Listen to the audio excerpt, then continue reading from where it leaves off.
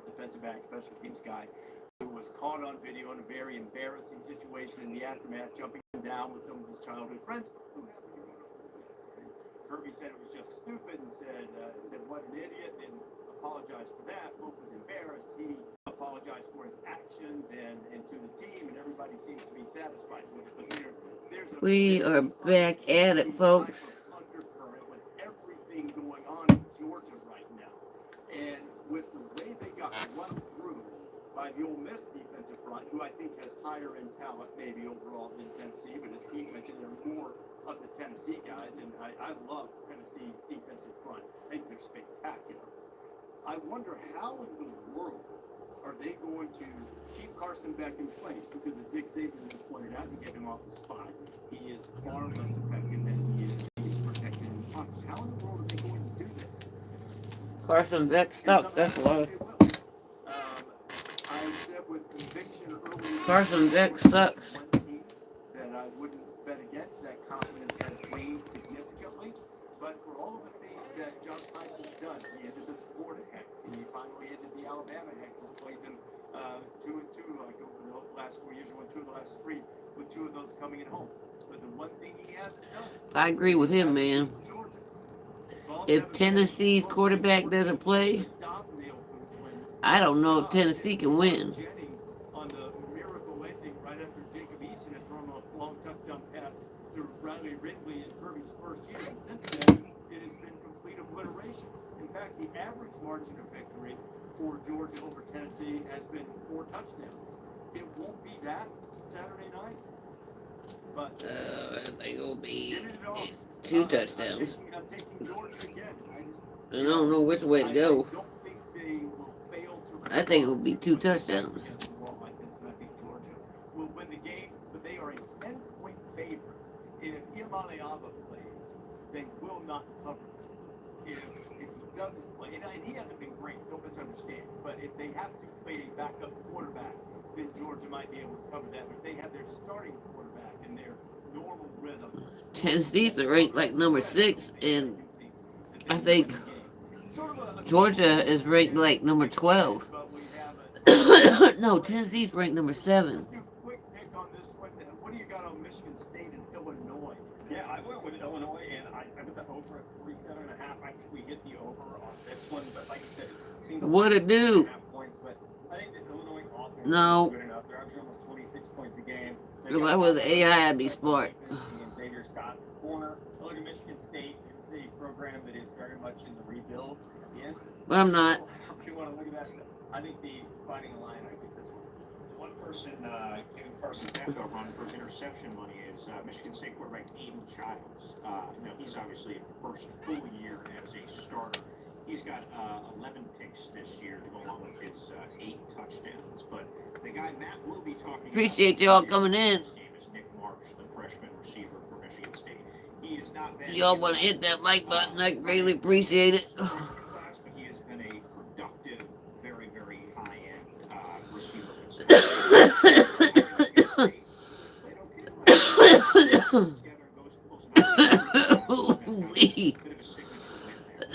Smoking on that ooh-wee. They need a couple of wins. Michigan State. No, it's not a bait. Get the bowl eligibility. Brett Bielema has already reached that. Paul Myers actually had a really good season. 16 touchdowns and. It's not a bait. I'm going Illinois. I mean, I think. And I didn't know marijuana would ruin somebody's life. Bit of a game, remarkably to Purdue earlier, and they pulled it out. It's Illinois home, and they'll win that game. Significant game in the Big 12. The worst. It's marijuana. History of picks was picking Kansas to go to the It playoffs. did too. I did. But the tale of the tape in the Big 12. Hello there, sir. The last several years. Do you win close games or do you not win? But please, BYU. stay away. They have 4 wins this season by 6 points or fewer. Kansas, on the other hand, is 0-5 in one possession games. Yeah, but I think Kansas wins. Came in a game by 11. There you They are. had a double-figure lead. So, Pete Thamel, Kansas, they've already got somebody. They got Iowa State.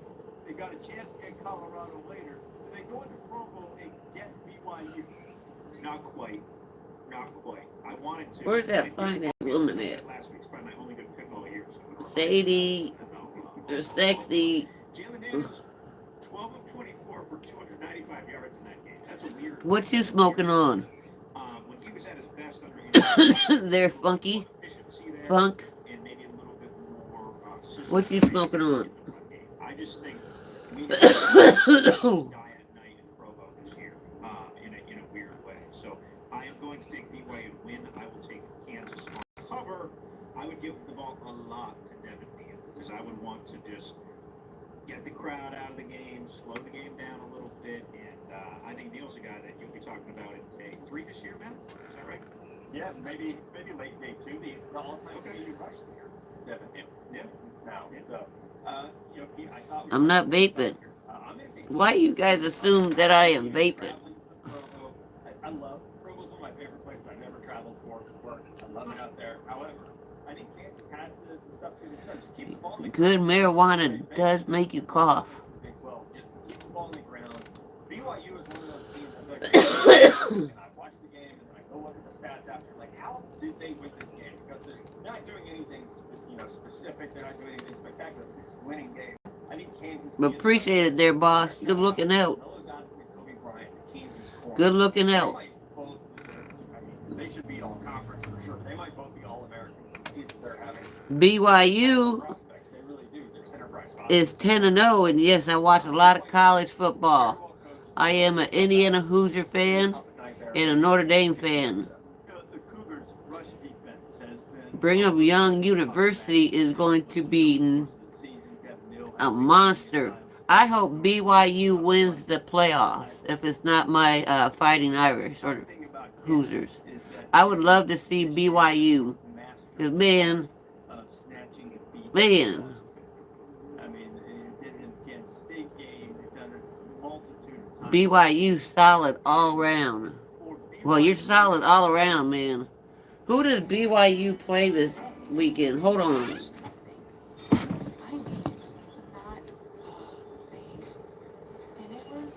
Because you guys are 10-0. Get double points this fall at Best Western. At some point, your weakness almost becomes. I'm sorry, 9-0. Go back. I don't know who you guys play, though. Championship.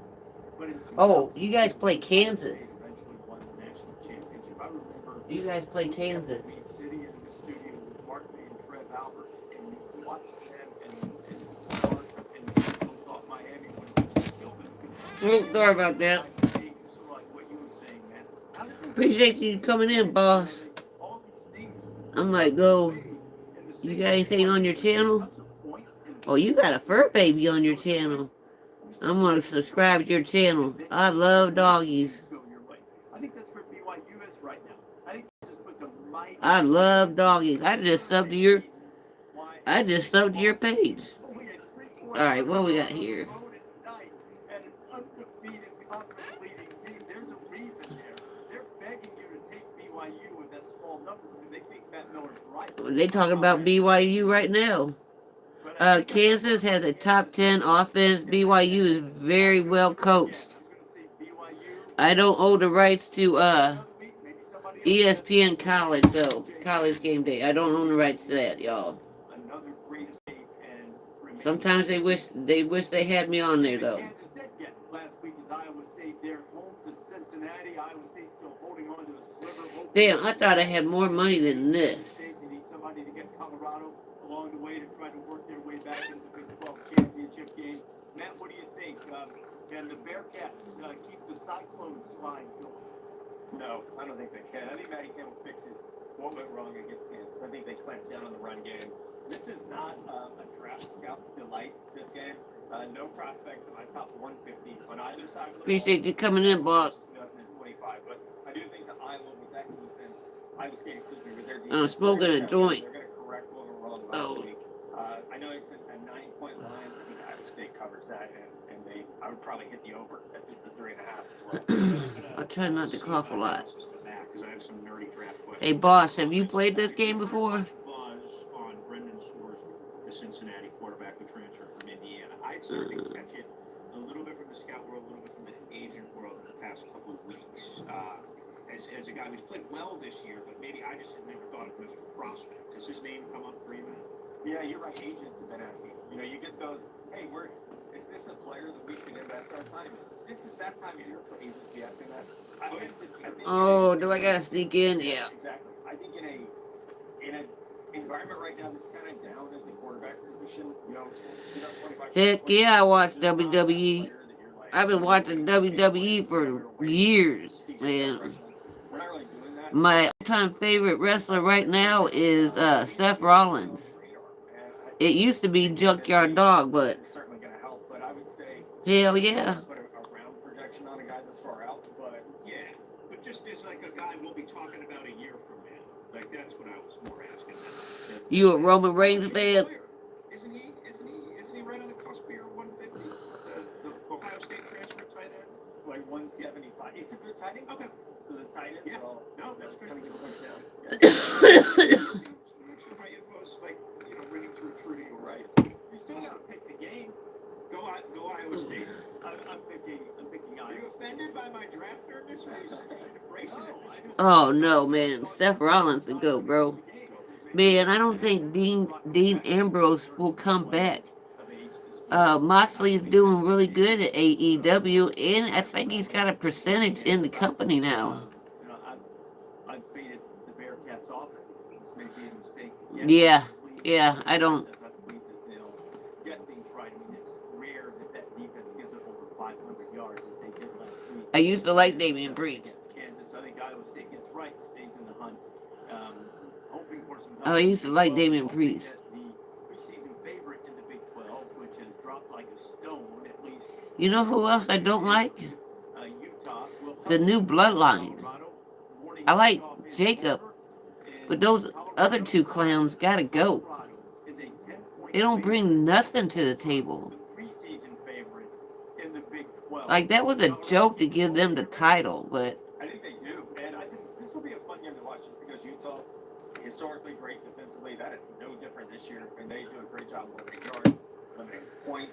But I just think Colorado has something special going. I mean, we know how great Shedeur Sanders is. I don't have a Heisman vote. If I did, Travis Hunter would already be the name on the ballot. I think it's be waiting to be mailed in. alright, let's go kill some people, shall we? Line has really stepped up week in, week out. That is, I think, one of the biggest stories in college football, honestly, is that You know what I don't like about this game? You don't have no MVGs. This week will be a good test. For Utah's defense, I think their middle linebacker, Landon Martin, coming into the year, there was some maybe round 1, round 2 buzz for him. He has not played up to that level this year, so this could be maybe a week. I'm trying something new. But I think the Buffs are just way too hot right now. I think they win over Utah. I would definitely take Utah to cover in this game. I feel like the fascinating litmus for how far Colorado has And another thing is, I pointed out, I was just skeptical you can't really get anybody. any unit this season, right? They were like totally rebuilt. Their coach had never coached his own position group in college or the NFL before. I really thought. Oh, you can use the spy cam to track enemies? You know what? They did fairly quickly. Really, from the second half of Nebraska on, Colorado's been pretty sound on both lines. So a lot of credit to them figuring it out. I do think Utah is going to be scrapping and clawing for its season, right? Their pride is gone. Brandon Rose, their quarterback, is going to be out now, who had just taken over the starting job and shown a little life. So we're back to Isaac Wilson. There's a little bit of a bit of carousel there, obviously, 3 different starters this year. But I just think there's a pride in that Utah program that's like, are we really going to get pushed around by Colorado? So I think it's close. I think it's kind of one of these. Colorado, give credit. Nobody plays more exciting games than them, right? I mean, it's just like, for 2 seasons. Man, Randy Orton. That category, but the Buffs figure out a way to win. There are a couple of things. Hey, do you watch AEW? Starting 4-0. That's why. And you I'm a mentioned- MJF fan. And rising for even Sam Hewitt is out. So that means with Wilson, I'm not sure who else they have after that. I don't want no There's bet. a 5th string guy. I don't remember his name, but yeah, they have 2 functional quarterbacks. Well, no matter who plays quarterback, Utah hasn't scored more than How the fuck he see me? against a Power 4 opponent. 22 is the high water mark in conference play. Man, I like MGF. He gives good matches, man. Nugget and caveat of the week.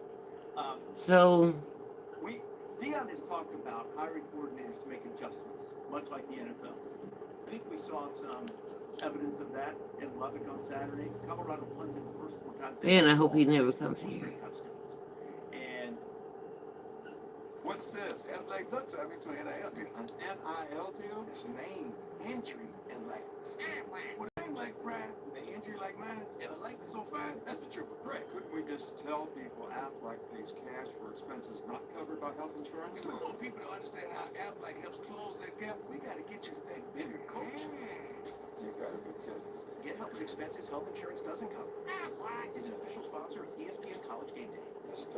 Here they come. you know, Here they come. Utah's got great pride in the program, but they can't score. Demoralizing game that they poured everything into on Saturday night against BYU. Now you're back to another quarterback. Got to be a little battered, bruised, because BYU is a physical team as well. Yes, they are, man. BYU's defense is nasty. If Utah even hits its high water mark, do I really think that that Colorado can't get to 31, 34 somewhere in there? Utah's a really good defense, but coming off that and all that Utah's been through, I think I'm going to take Colorado, and at this moment, as we sit here, That's who. No. I think Utah might have been the proverbial last stand, and Rice Eccles. Yeah, I don't like Cody either. Against BYU came up just a little bit short. I think he turns heel. I honestly do. You want to think about how this game has evolved in terms of determining a But that'd be cool. 1969. I never liked him in the first place. But then I never liked Roman Reigns. I thought that would, man, I wanted it to be Roman Reigns and Seth frickin' Rollins. Declaring them the number one team in college football's centennial season, their 100th year. Yeah, I'm stabbing you, bro. What if the president decided who the national champion was? It was Texas winning that game 15-14. That was the heyday. I did not get caught one time. Ooh, got your ass. You think so? Yeah, I don't think it's Kevin Owens' fault, man. I think Cody Rhodes did something on people. But whatever. What do we know, huh? I thought they would give Randy Orton the record. I thought they give Randy Orton or what's his name? Well, when I think about Texas and Arkansas, John Cena the record, the game is Steve Sarkisian's first season. the Ric Flair record. Just got rocked in every sense. It was a But I guess not. shaking to the core, reshaping type game, and I just have faith, Reese, that Texas is just so radically different, so much better built, so much better on each line, so much more skill. I think Arkansas can cover this game, and I think they'll stay in the game. But I think Texas wins because they can control the game on both lines of scrimmage. And I'm going to transition to Matt to see what he thinks of Kelvin Banks because he got that awful game against Georgia. Georgia moved him to guard. Georgia You're right. Kelvin Banks to guard. You're right. He's good. That is. You should be mad because Reese stole your draft from the He trainer. did. That's by April. Don't forget that, and I'll steal it back from him. So good. Now I think I gotta go get caught, right? You were beat to begin with, so that's okay. I would say it would be interesting to see what if Texas. We saw last week the adjustments they made coming out of. Yeah, I gotta get caught right here. No more slide protection, hopefully, or at least with the unit. Hey, and I heard Brock Lesnar coming back too, man. Viewers than it was on the offensive line. Holding the ball, not getting the ball out quickly. This will be a test of Arkansas D line's very good. Landon Jackson's a top 32 player on my big board that mostly plays at the left defensive end, so he'll go against Cameron Williams, who has some first round buzz of his own. Guys, I was at Arkansas Ole Miss, and I watched Brock Lesnar comes back and beats the shit out of Cody Rhodes. carve up this Razorbacks defense. They had no answer. This is the issue I have right here. With Isaiah Bond back healthy and Ryan Wingo and how deep that Texas by far. I think this is a Quinn Ewers career day.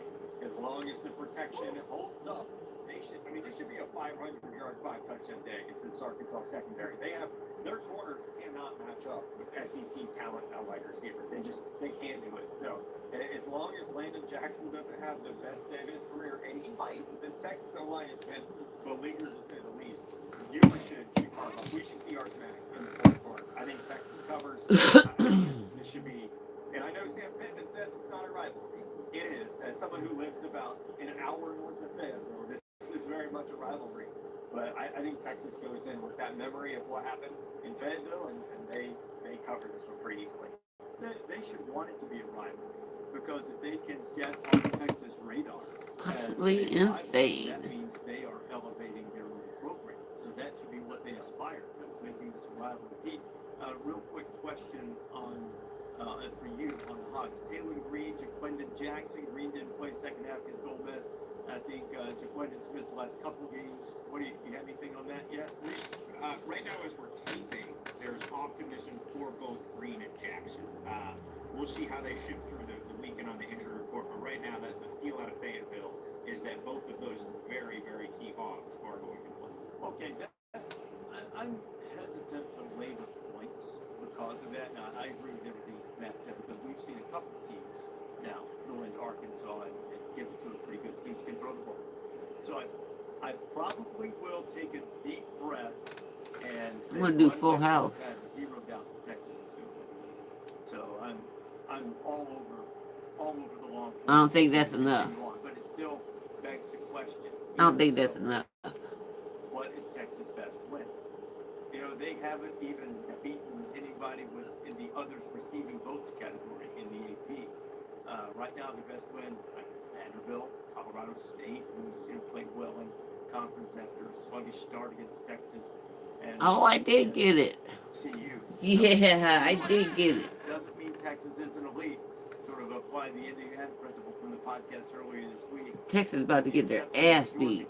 Texas has looked the part for sure, and I think they will. Texas about to get their ass beat, man. Kick off in Fayetteville, and they'll stay there. I don't think they'll go far in the If you love playoffs. to travel, Capital One has a rewards credit card that's perfect for you. With Venture X, earn unlimited double miles on everything you buy and get access to over 13. Europe might be good by the time the playoffs come, though.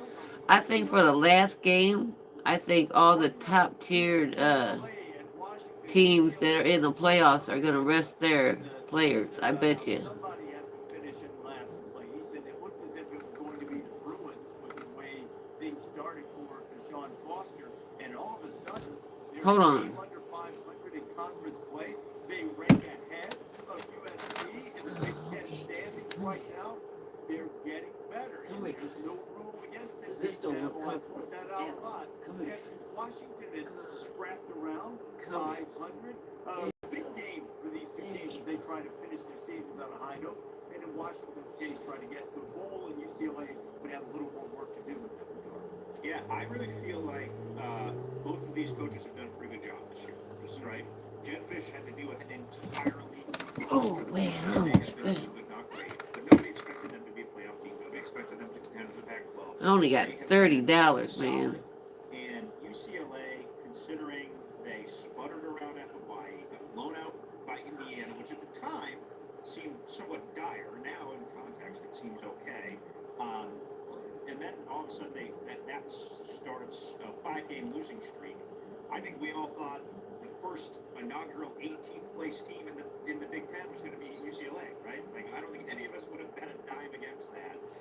Coming out of their Minnesota game when they lost in the final minute. So Appreciate y'all stopping by.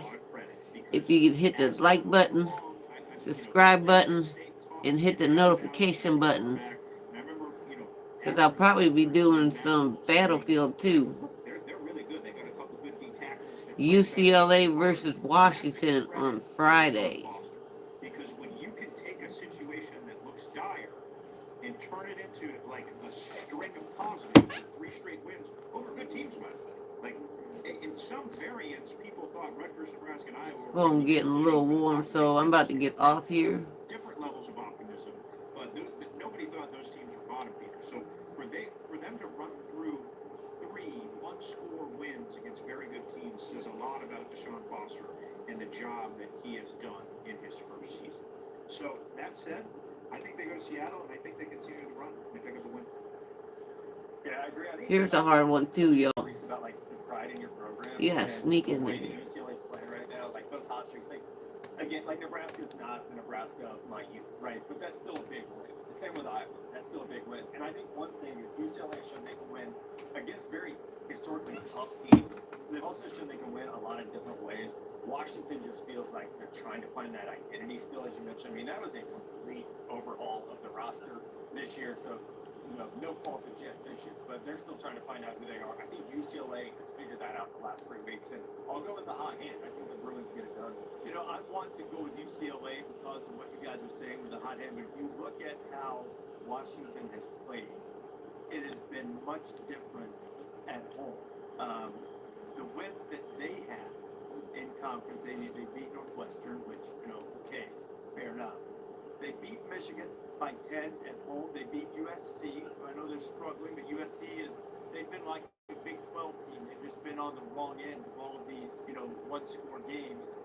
But they've got whacked pretty good at Iowa, at Indiana, and at Penn State. Now they're back home. Toggle 4 to like 3. You know what? I'm going to just be a contrarian to you two guys. I thought I was going to pick UCLA. So With the whole game, last shot, chance to get I'll number 6. go I'll say Washington. 4 I think 2. it'll be a fun watch on Friday night. Not Let's go out. deep cut now, and this should be cut as deeply as one might imagine. 9 3. Navy. Now, it's a huge game in the American. Navy has a conference loss. If they get a second one, then we know what's going to happen in the American 9 game. It will be Tulane against Army. 2. Tulane has won 7 in a row.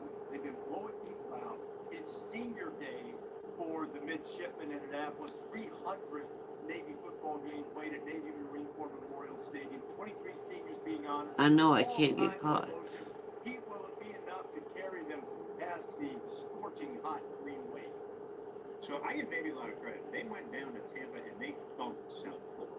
That's, when you're Navy and you can go to Tampa and win like they won and essentially shut down the entire offense of South Florida and bouncing back from, the way they looked against Notre Dame. I thought that was like one of the more impressive wins this season just for Navy to go do that. So all credit to Brian Newberry. It's been a remarkable season. Drew Cromic's got that offense, humming, and they're a lot of fun to watch. But I really think Tulane's a pretty good race. I wouldn't be surprised if we don't see Tulane in this playoff before we're all said and done.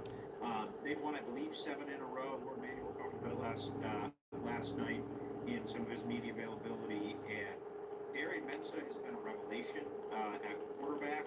He will be one of the more coveted G5 guys to get pulled up this year in there, and it'll be incumbent upon John Summerall and Tulane to find the resources to keep him. So I think Tulane keeps rolling. I just think they have a little bit more horsepower than Navy. Yeah, they're two very different styles of football. That's He what got me. makes this game Damn. fun. Like, Navy's going to just gash you with the Damn. All All right, y'all. Peace. Peace. This year, it's wild how, and that's what you would expect.